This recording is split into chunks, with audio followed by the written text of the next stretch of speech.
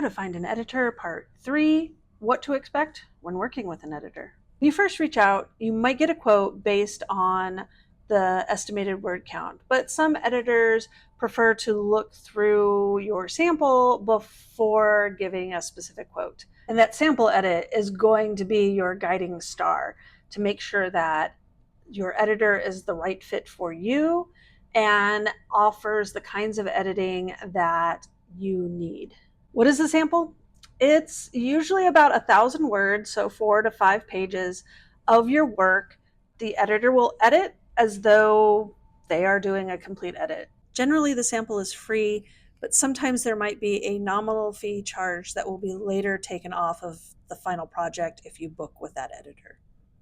When you have come to a decision about your editor, you should get an agreement, a contract, or a memo in writing signed by both parties.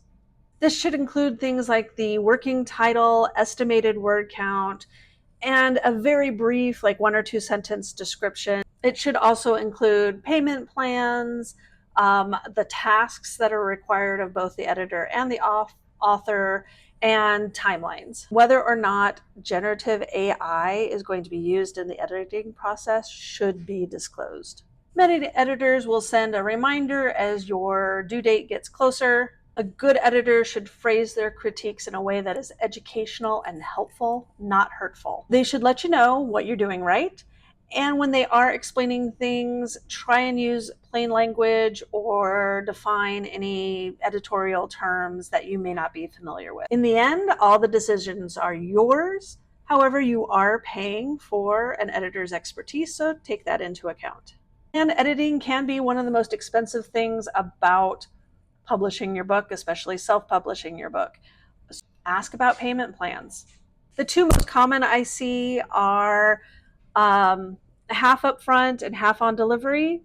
Hi, Edgar. And the other would be a small deposit to hold the date, half when it's submitted or upon return of the first round, and half at the end.